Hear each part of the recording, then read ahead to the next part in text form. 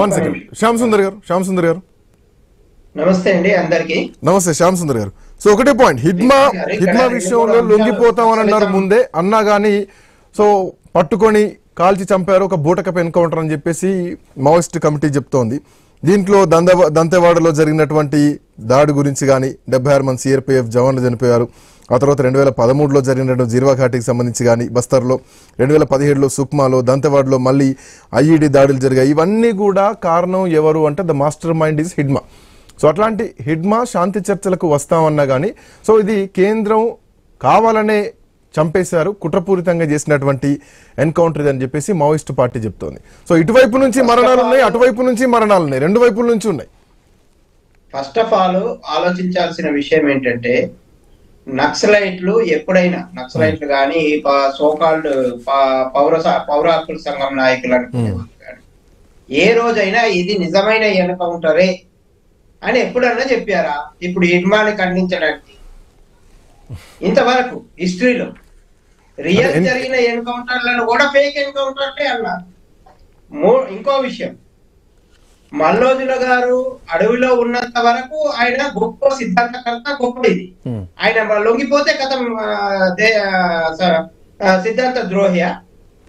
మీరేమో ఇప్పుడు విమర్శిస్తున్న వాళ్లకు కొద్దిగా మానవత్వం ఉందా అని నేను అడుగుతున్నాను. మీరేమో భార్య పిల్లలతో ఇక్కడ సుఖంగా ఉంటారు, మీ పిల్లల్ని ఫారిన్ పంపిస్తారు, చదివిస్తారు, మీ పిల్లల్ని మంచిగా చూసుకుంటారు, మీరు ఇక్కడ ఏసీ రూముల్లో కూర్చుంటారు, వాళ్ళు అక్కడ అరచేతిలో ప్రాణాలు పెట్టుకొని అక్కడ ఈ సిద్ధాంతం కోసం పని చేయాలి. లేకపోతే వాడు ద్రోహి. ఇది ఎంతవరకు కరెక్ట్ అండి? ఎంతవరకు కరెక్ట్? ఎవరిని ఉద్ధరించడానికి ఆ సిద్ధాంతము? అప్పుడు భూస్వామ్య వ్యవస్థ, బూర్జువా వ్యవస్థ బాగా పటేల్ పట్వారీ వ్యవస్థ చాలా దారుణంగా ఉంటే ఆ సమయంలో నక్సలిజం అనేది కొద్దిగా పనిచేసింది అనుకోవచ్చు. రెండో విషయం ఏమంటుందంటే, ఏ సమసమాజం కోసం, ఎవరి సమసమాజం కోసం అయితే పనిచేశారు, ముఖ్యంగా గిరిజనులు అభివృద్ధి చెందారా వీళ్ళ కారణంగా, నక్సలైట్ల కారణంగా? నేను ఒకానొక సందర్భంలో లయన్స్ క్లబ్ ద్వారా నేను ఐ క్యాంప్, మెడికల్ క్యాంప్ పెట్టాలంటే నెన్నెల మండలం చెన్నూరు దగ్గర పెట్టాలంటేనంటే నానా అవస్థలు పడ్డాం.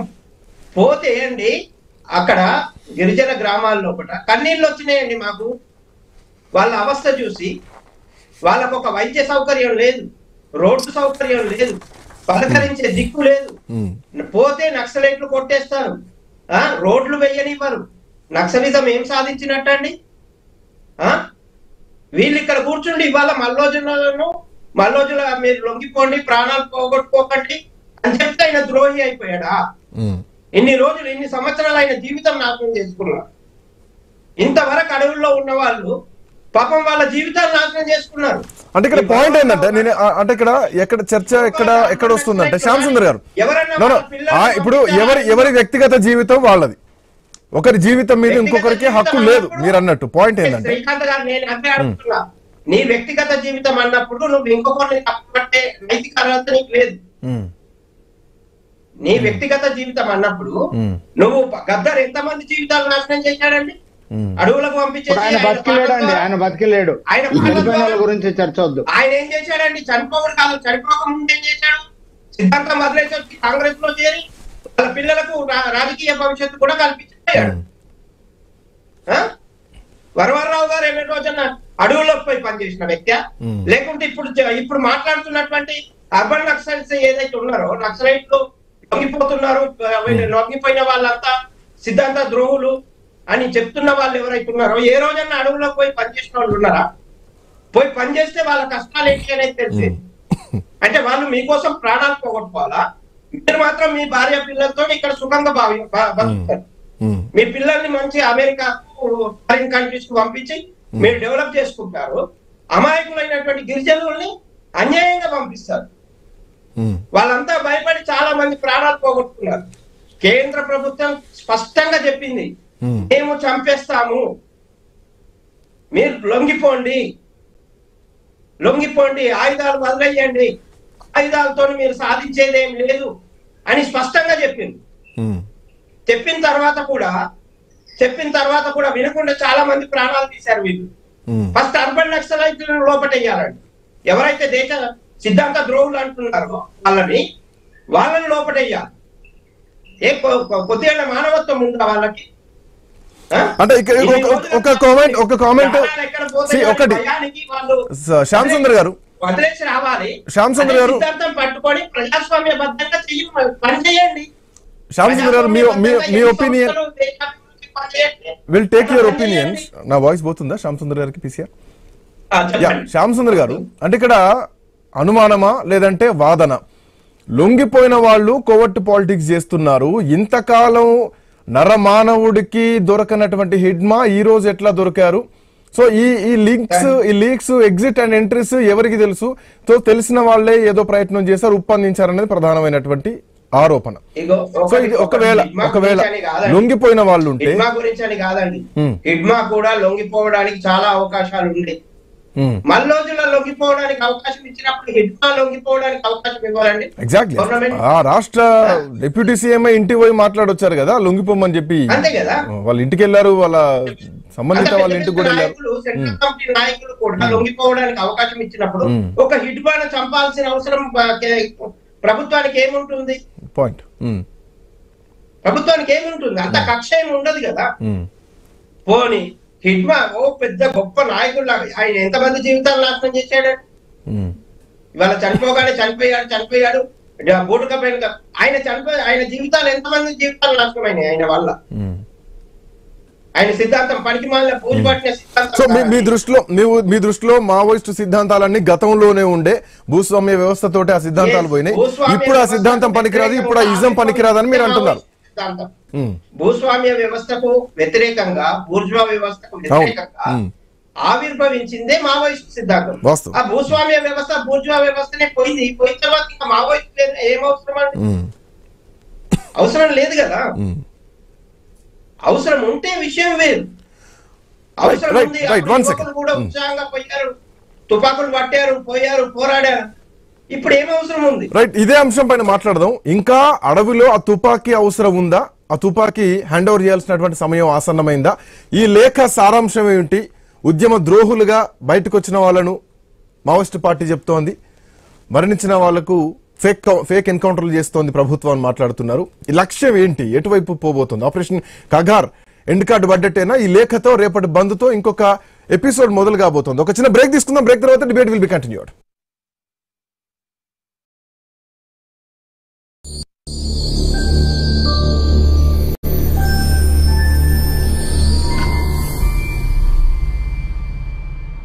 పెళ్లికి ముందు సతీష్ అనేవాడు నా బిజినెస్ నాకు చాలా ఇష్టమని. వాడికి సపోర్ట్ గా ఉండేలా ఒక అమ్మాయిని రెడ్డి మ్యాట్రిమోనీలో చూసాం. ఇప్పుడు ఎవరంటే చాలా ఇష్టమని అడగండి, ప్రీతి అనే అంటాడు. రెడ్డి మ్యాట్రిమోనీ, రెడ్డిస్ కోసం నంబర్ 1 మ్యాట్రిమోనీ సర్వీస్.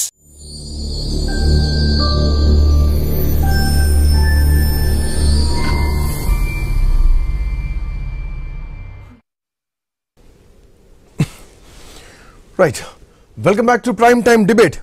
సో తుపాకీల అవసరం ఇక తీరిపోయింది అడవుల్లో. ఇక అడవుల్లో ఈ శబ్దాలు ఆగినట్టేనా? తూటాల శబ్దాలు. మావోయిస్టులు ఒక లేఖ రాశారు. రేపు ఈ బూటకపు ఎన్కౌంటర్లను వ్యతిరేకిస్తూ నవంబర్ 23 అంటే రేపు దేశవ్యాప్తంగా నిరసన పాటించాలంటూ ప్రజలకు, ప్రజా సంఘాలకు కేంద్ర కమిటీ పిలుపునిస్తోంది. ప్రజల కోసం పోరాడిన నాయకులను ఇట్లా హత్య చేయడాన్ని ఖండిస్తున్నామంటూ కూడా మావోయిస్టు పార్టీ చెప్తోంది. అండ్ రెహమాన్ సార్, సో ఈ పాయింట్ను మావోయిస్టు పార్టీ ఎట్లా చూపిస్తోందంటే, చరిత్రలో ఒక భగత్ సింగ్, ఒక కొమరం భీం, ఒక అల్లూరి సీతారామరాజుల్లాగా హిడ్మా కూడా చరిత్రలో, ప్రజా ఉద్యమాల చరిత్రలో నిలిచిపోయేటువంటి నాయకుడు అంటూ కూడా మావోయిస్టు పార్టీ చెప్తోంది. బట్ శ్యామ్ సుందర్ గారు చెప్తున్న దానికి, మావోయిస్టు పార్టీ చెప్తున్న దానికి చాలా తేడా ఉంది. రెండు వేరు. ఒకటేమో శ్యామ్ సుందర్ గారు అంతమందిని చంపినటువంటి వ్యక్తిని ఎందుకు వదిలిపెట్టాలా అన్న కోణం ఒకటి.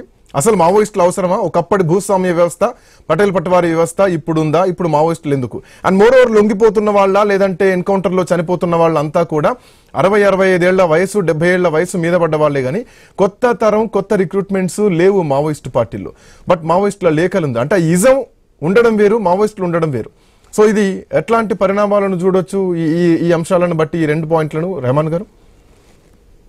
ఇప్పుడు నిజానికి మావోయిస్టుల అవసరం ఉందా లేదా అడవుల్లో అని తేల్చాల్సింది అక్కడ ఆదివాసీలు. అంటే వాళ్లకు ఆ నాయకత్వం అవసరం ఉందా, అవసరం లేదా? అవసరం లేకపోతే వాళ్లే పంపించేస్తారు అడవుల్లో నుంచి, మాకు అవసరం లేదు మీరు వెళ్ళిపోండి అని.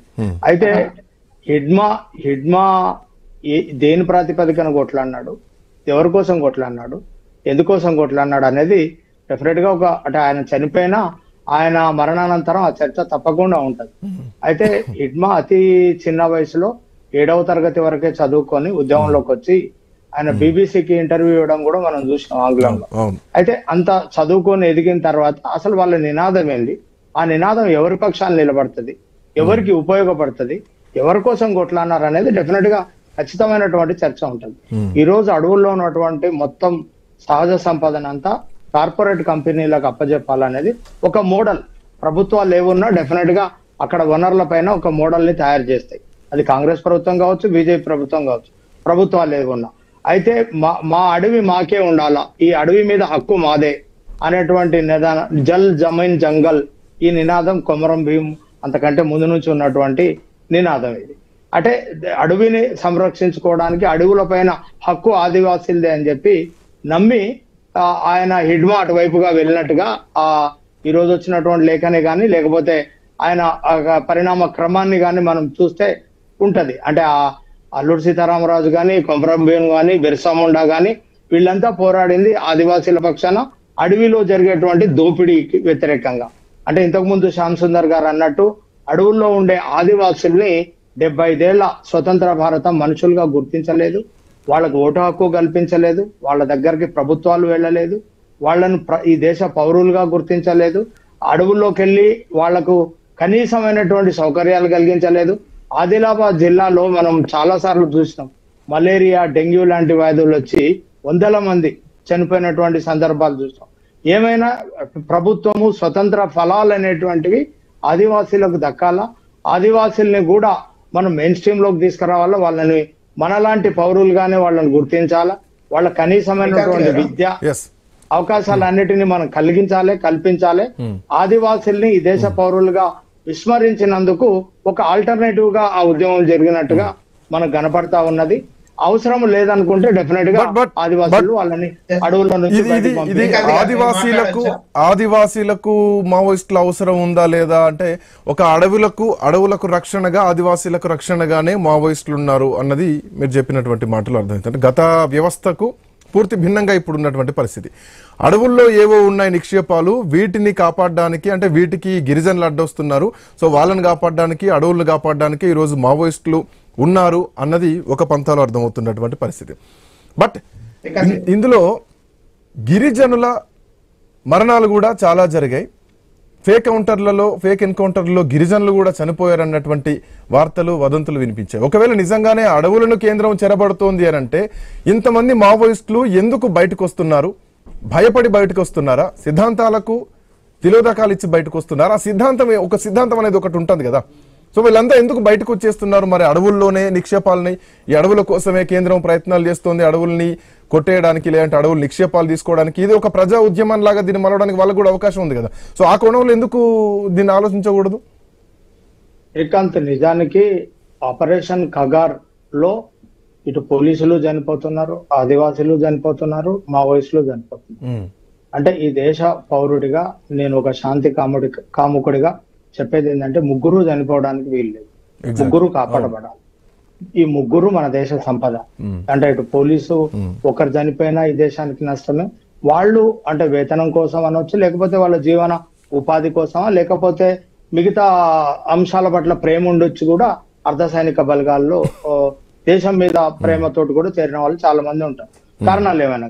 అయితే ఇటు వీళ్ళిద్దరి మధ్యన యుద్ధంగా మనం దీన్ని చూడకుండా, లేదంటే ఇటు ఆదివాసీలు యుద్ధంగా దీన్ని చూడకుండా, ఇది మొత్తంగా జరుగుతున్నటువంటి ఒక సామాజిక, రాజకీయ, ఆర్థిక సమస్య.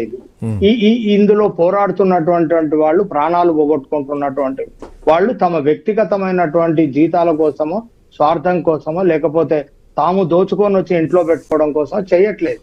వాళ్ళకు కొన్ని రాజకీయ పరమైనటువంటి సిద్ధాంతాలు ఉన్నాయి. కాబట్టి ఈ సిద్ధాంతాలు, ఈ వైరుధ్యాల మధ్యలో ఉన్నటువంటి వ్యత్యాసాల మధ్య ఉన్నటువంటి వాటికి ఒక చర్చలు, అంటే ప్రజాస్వామ్యాన్ని కోరుకునే మన వాళ్ళంతా, ప్రజాస్వామ్యాన్ని బలపరిచే మనమంతా ఒక పీస్ డైలాగ్ జరిగి ఉంటే బాగుండే. ఈ ముగ్గురు చనిపోకుండా ఒక శాంతియుత వాతావరణంలో మాట్లాడుకొని దాని విరమణ ఎట్లా జరగాలి, ఎటువైపు నష్టం జరగకుండా దీన్ని ఎట్లా నివారించి ఉంటే బాగుండేది అనేది నా అభిప్రాయం. శ్రీకాంత్ గారు నేను మాట్లాడొచ్చు. శ్యామ్ సుందర్ గారు ప్లీజ్. ఇప్పుడు సార్ మాట్లాడిన దానికే నేను మాట్లాడుతున్నాను. ఫస్ట్ ఆఫ్ ఆల్ ఇప్పుడు ప్రస్తుత పరిస్థితుల్లో ఆదివాసీలకు కానీ ఎవరికి అవసరం లేదు. రెండవ విషయం, ప్రభుత్వాలు ఆదివాసీల్ని విస్మరించారు అనేటువంటి ఒక అభాండం వేస్తున్నారు. అది శుద్ధ తప్పు. ఎందుకనంటే ప్రభుత్వాలకు రోడ్లు ఎక్కడ వేయనిచ్చారండి మీరు? గిరిజనులకు సౌకర్యాలు ఎక్కడ కల్పించనిచ్చారు? కాంట్రాక్టర్ల మీద అటాక్స్ చేశారు.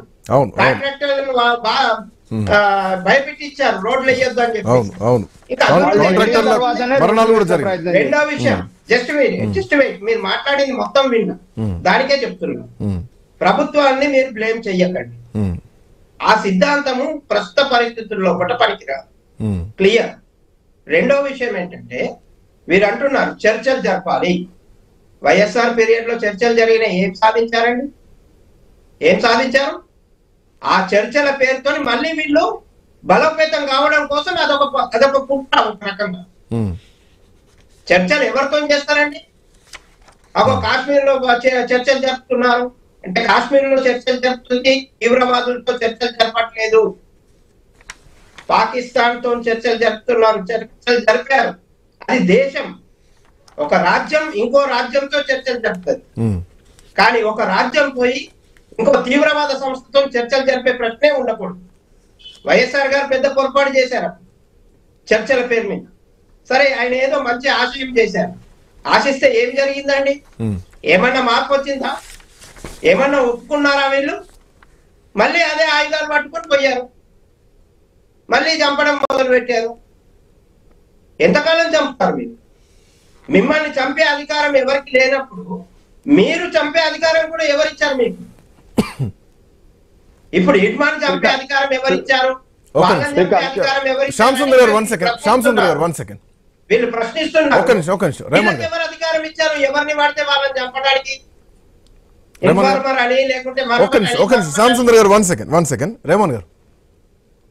శ్రీకాంత్ గారు, సాయుధ పోరాటం చేసేటువంటి అనేక సంస్థలతోటి భారత ప్రభుత్వం చర్చలు చేసింది. నాగాలాండ్ లో చేసింది, మిజోరాం లో చేసింది, ఈశాన్య రాష్ట్రాల్లో అనేక సంస్థలతోటి చర్చలు చేసింది. అట్లానే ప్రత్యేక రాష్ట్రం కోసం పోరాటం చేసినటువంటి గూర్ఖాలాండ్ సుభాష్ సింగ్ తో కూడా చర్చలు చేశారు.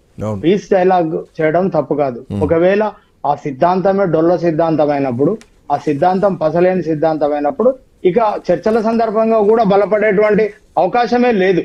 అవసరమే లేకపోతే జరిగిన చర్చలతోని సాధించింది ఏందో ముందు చెప్పండి రెహమాన్ గారు.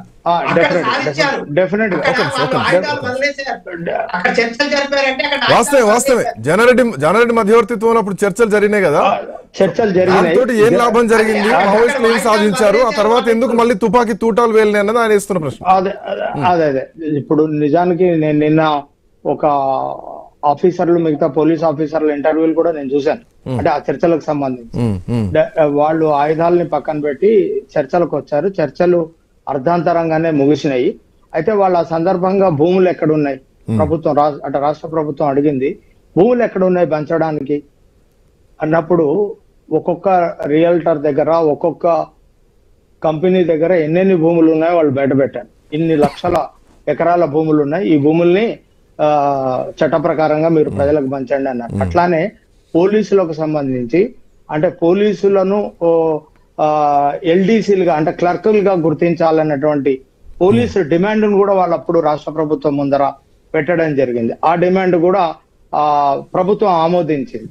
అయితే అక్రాస్ ది టేబుల్ ఆ చర్చలు మరింత కాలం కొనసాగి తిరిగి వాళ్ళ అడవుల్లోకి వెళ్ళి ఆయుధాలు పట్టకుండా ప్రజాస్వామ్య మార్గంలో వాళ్ళని తీసుకొచ్చేలాగా ఆ చర్చలు కంటిన్యూటీ జరిగి ఉండింటే బాగుండేది. ఎందుకో మళ్ళీ వెంటనే ఎన్కౌంటర్లు స్టార్ట్ అయినాయి. వాళ్ళు మేము చర్చల్లో నుంచి వెనక్కి పోతున్నాం అని వాళ్ళు ప్రకటించారు. ఇది నాకు నచ్చలేదు.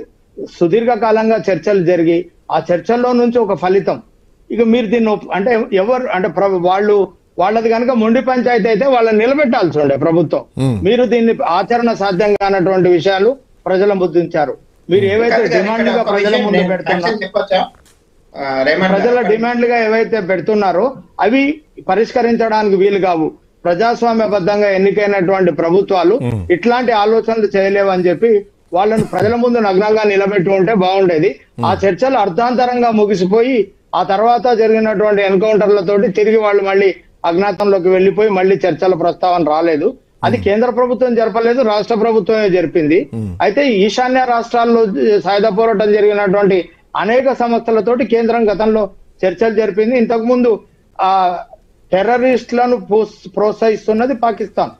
పెహల్గామ్ దాడి తర్వాతనే మనం ఆపరేషన్ సింధూర్ ను స్టార్ట్ చేసినాం. ఆపరేషన్ సింధూర్ ని సీజ్ ఫైర్ చేసినాం, కాల్పుల విరమణ చేసినాం. అంటే ఒక శత్రు దేశము ఈ దేశ పౌరులు అమాయకులను చంపిన వాళ్లతో చర్చలు చేసినాం.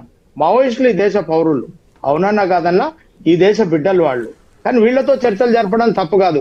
అంటే వాళ్ళేమో శత్రు దేశం, చంపింది అమాయకుల్ని, చంపుతున్నది అమాయకుల్ని, ఏ కారణాలు లేకుండా టూరిస్టులను చంపినారు. వాళ్లతో కేంద్రం చర్చలు చేయగలిగినప్పుడు, ఆ ప్రభుత్వంతో చర్చలు జరిగి సీజ్ ఫైర్ చేసుకోగలిగినప్పుడు ఈ దేశంలో జరుగుతున్నటువంటి అంతర్గత భద్రతకు కారణంగా చెప్పుకున్నటువంటి మావోయిస్టులతోటి చర్చలు జరిపి ఉంటే అది పెద్ద చారిత్రక తప్పిదం ఏం కాకుండా ఉంటుండే అనేది నా అభిప్రాయం.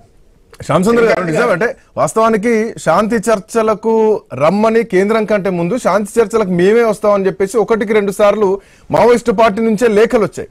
అయినా కానీ కేంద్రం వినకుండా కేంద్రం ఆపరేషన్ కగార్ను ముందుకే తీసుకెళ్లింది. ఈరోజు క్లైమాక్స్ సీన్ వరకు తీసుకొచ్చింది, కీలకమైనటువంటి అగ్రనాయకుల్ని ఎన్కౌంటర్లు చేసి. బట్ ఒక శాంతి చర్చలకు వాళ్ళు అవకాశం ఇచ్చిన తర్వాత కూడా కేంద్రం ఎందుకు వినలేకపోయింది? అఫ్ కోర్స్ ఈ ఎగ్జాంపుల్ ని చాలా రోజుల నుంచి వింటున్నాం. ఆపరేషన్ సింధూర్ ఒక శత్రు దేశాన్నే మనం సీజ్ ఫైర్ కి యాక్సెప్ట్ చేసినప్పుడు మన దేశ పౌరుల్ని ఎందుకు యాక్సెప్ట్ చేయించలేకపోయినాం? ఇప్పుడు ఈ రోజు మల్లోజుల్ లాంటి వాళ్ళ లాగా ఎందుకు రీచ్ కాలేకపోయారు? ఇక్కడ 2 విషయాలు కేంద్ర ప్రభుత్వము స్పష్టంగా చెప్పింది మొదటి నుంచి కూడా, మేము ఎన్కౌంటర్లు చేస్తాము, మీరు లొంగిపోండి, చర్చలు అన్నారు. చర్చలు అంటే ఆయుధాలు పక్కన పెట్టి రండి, ఆయుధాలని మేము వదిలేస్తున్నాము అనేది ముందు చెప్పి చర్చలకు రండి అని చెప్పారు. రెహమాన్ గారు, చర్చలకు ఆహ్వానించింది గవర్నమెంట్, స్పష్టంగా ఉంది. లేదు మీరు అట్లా చెప్పకూడదు, ఆయుధాలని వదిలేయకుండా మేము వస్తామన్నారు. వస్తామంటే చర్చలు జరిగిన తర్వాత ఆయుధాలు వదిలేస్తారు. చర్చలు జరిగిన తర్వాత ఆయుధాలు సీజ్ ఫైర్. శ్యామసుందర్ గారు, చర్చలు సఫలమో విఫలమో తెలియాలి కదా. చర్చలు సఫలం విఫలం తెలిస్తే కదా ఆయుధాలు వదిలేదు. శ్యామసుందర్ గారు ఒక అర సెకండ్ శ్యామసుందర్ గారు ఒక అర సెకండ్. చర్చలు జరగడానికి ముందు ప్రజాస్వామిక వాతావరణంలో ఇరు పక్షాలు కాల్పుల విరమణ చేసిన తర్వాత, ఇరు పక్షాలు అంటే తుపాకీ పెట్టకుండా చర్చలు జరిగి చర్చలు సఫలమైతే పూర్తిగా సాయుధ పోరాట విరమణ జరిగేది. అంటే చర్చలే జరగలేదు, చర్చల కోసం అనువైన వాతావరణం జరగలేదు. వాళ్ళు కాల్పుల విరమణ చేస్తాము, తుపాకీ పక్కన పెట్టే చర్చలకు వస్తామని చెప్పారు.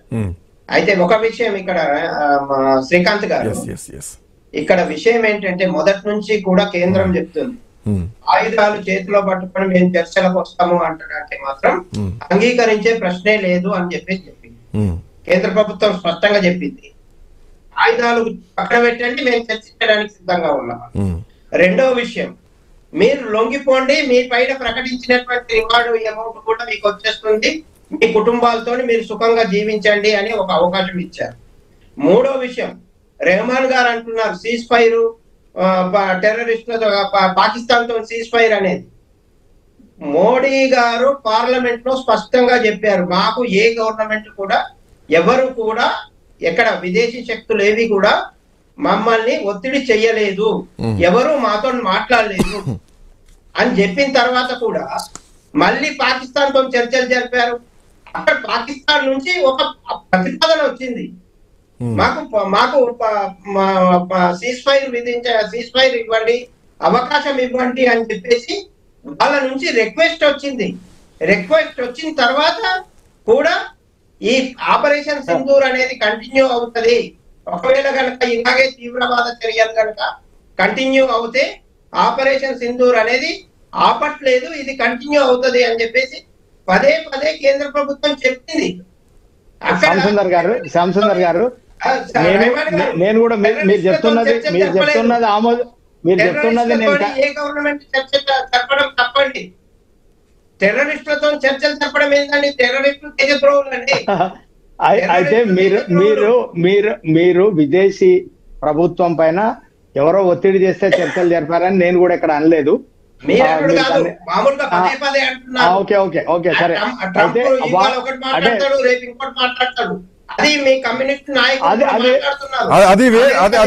అది వేరు సబ్జెక్ట్. ఏమంటున్నా ఈవెన్ అదే అమెరికా కూడా ఆపరేషన్ సింధూర్ తోటి భారతే నష్టపోయిందని చెప్పేసి లాస్ట్ 2 days బ్యాక్ కూడా ఇంకో స్టేట్మెంట్ ఇచ్చింది.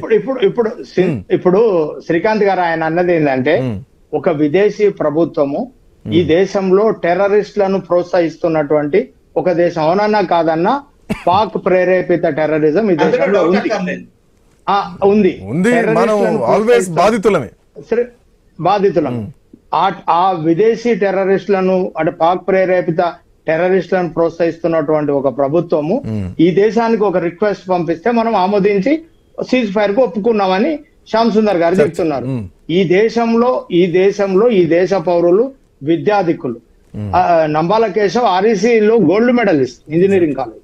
ఆర్ఈసీ అనేది ఒక ప్రతిష్టాత్మక ఇంజనీరింగ్ కాలేజ్.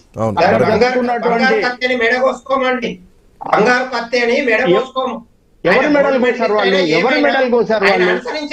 శ్రీకాంత్ ఆయన ఏమంటున్నారంటే ఆయన ఆర్ఈసీ అయినంత మాత్రాన ఆయనను మెచ్చుకోవాల్సిందేలా అనుసరించిన విధానం తప్పు అని. ఒకటి వాళ్ళు ఎంచుకున్నటువంటి మార్గము లేకపోతే సాయుధ తిరుగుబాటు పట్ల మనకందరికీ భిన్నాభిప్రాయాలు ఉన్నాయి. దాన్ని ఎవరము మనం ఆమోదించం. దాన్ని ఎవరము ప్రజాస్వామ్యంలో ఆమోదించం.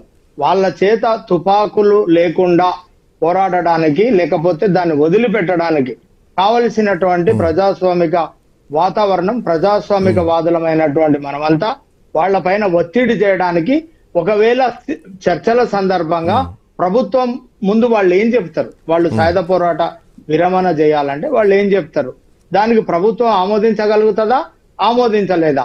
ఒకవేళ ఆమోదించలేనటువంటి పరిస్థితి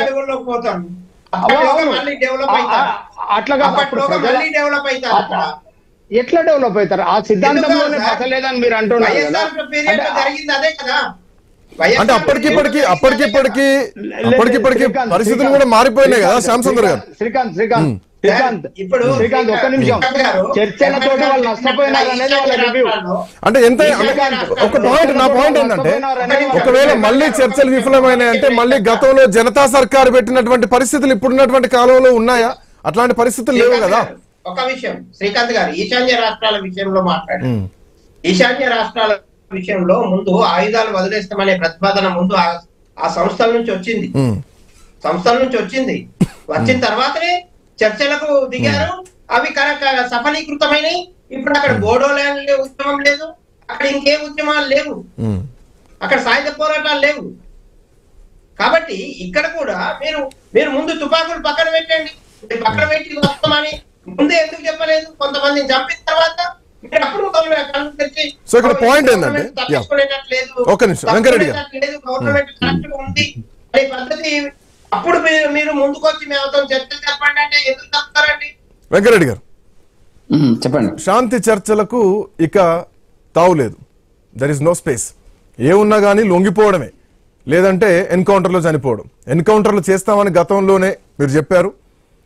మీరు చెప్పినటువంటి డెడ్ లైన్ కంటే ముందే ఆపరేషన్ కగార్ ఇక క్లైమాక్స్ చేరుకుందా అన్నది కనిపిస్తోంది. నక్సల్బరీ మొదలు ఈరోజు operation Kagar via green hunt. So ఇవన్నీ కూడా నక్సల్స్ ఏరివేతగా వచ్చినటువంటి కార్యక్రమాలు. సో క్లైమాక్స్ చేరుకుందా, లేదంటే ఈ లేఖ రేపు ఎట్లాంటి పరిణామాలు తీసుకురాబోతోంది, ఎట్లా చూస్తున్నారు ఫైనల్గా? ఇప్పుడు ఒకటి శ్రీకాంత్ గారు, ఈ లేఖతో రేపు జరిగేటువంటిది పెద్దగా ఏదో ప్రభావం ఉంటుందని చెప్పి నేను అనుకోవడం లేదు. ఇట్లాంటి ప్రభావం వాళ్ళు ఇచ్చినటువంటి పిలుపులు అన్ని కూడా అక్కడికక్కడే ముగిసినటువంటి సందర్భం వల్ల ఇంకా బాగా బలహీనపడ్డదు. ఒకటేంటంటే ఏదైనా ఉండని కాక వాదోపవాదాలు అనేది కాదు, కానీ ఈ దేశంలో ఒక అభివృద్ధి నమూనా అనేటువంటిది ఏ ప్రభుత్వం తీసుకొస్తున్నటువంటి సందర్భం మనకు కనపడుతున్నటువంటిది.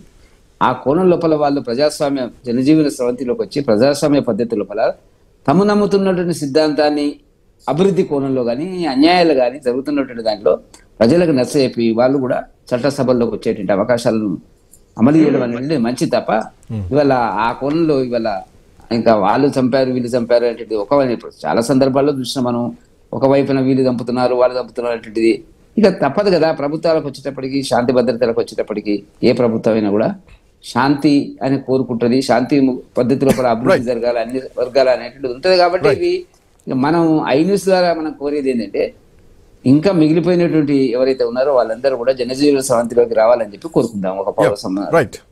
సో మీ పాయింట్ కన్క్లూజన్ ఒకటి రెహమాన్ గారు. సో వెంకరెడ్డి గారు అన్నారు మిగిలిపోయిన వాళ్ళు ఎవరైతున్నారో వాళ్ళంతా జనజీవనంలోకి రావాలని కోరుకుంటున్నారు. ఆయన అంటున్నారు అఫ్ కోర్స్ ఈ రోజు డీజీపీ చెప్పినటువంటి మాట కానీ లేదంటే సెంట్రల్ మినిస్టర్లు కేంద్రం చెప్తున్నారు, పోలీసులు డీజీపీలు డీజీలు చెప్తున్నారు. మల్లోజుల వేణుగోపాల్ ఆసన లాంటి సీనియర్ లీడర్లు ఇప్పటికే లొంగిపోయారు. నంబాల కేశవ్ లాంటి హిడ్మా లాంటి నేతలు ఇప్పటికే చనిపోయారు. మావోయిస్టు పార్టీ మొత్తం కూడా మనుగడే కష్టమైనటువంటి పరిస్థితి ఇప్పటికే అభిప్రాయం కూడా వస్తోంది. ఇంకోవైపు గణపతి ముప్ప లక్ష్మణరావు అలియాస్ గణపతి లేదంటే మిగిలిన నేతలు ఎవరైతే ఉన్నారో తిరుపతి దేవ్జీ అలియాస్ సో ఇక వీళ్ళు వయోభారంతో ఇప్పటికే సతమతమవుతున్నారు. ఇంకొక వాదన ఏంటంటే వీళ్ళు ఆల్రెడీ అదుపులోనే ఉన్నారా, వీళ్ళ లొంగుబాటు అధికారికంగా చేస్తారా, చర్చలు ఏమైనా జరుగుతున్నాయి, ఇవన్నీ కూడా జరుగుతున్నాయి.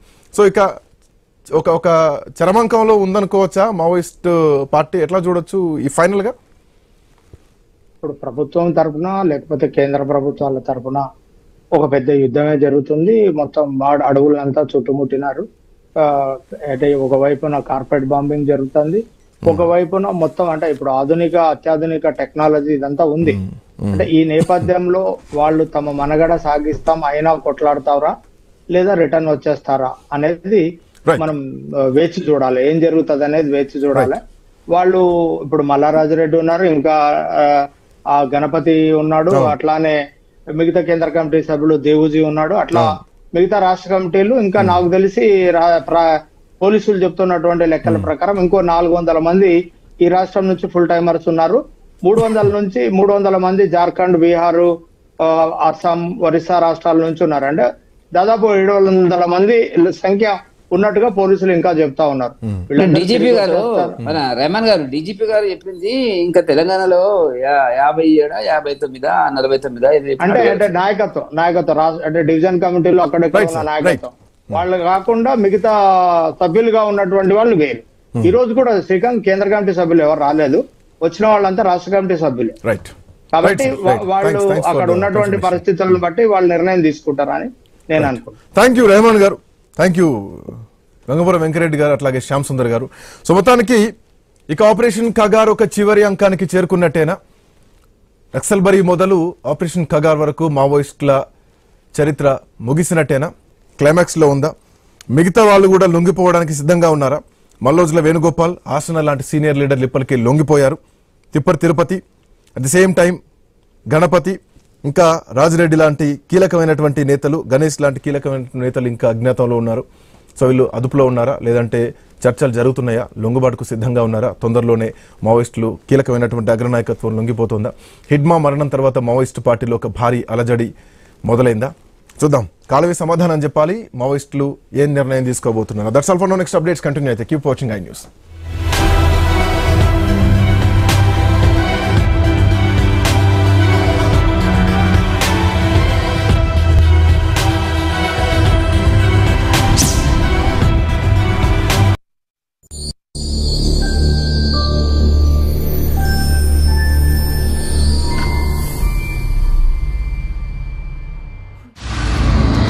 ఉక్రెయిన్ రష్యా యుద్ధంపై ట్రంప్ 28 సూత్రాల ప్రణాళిక.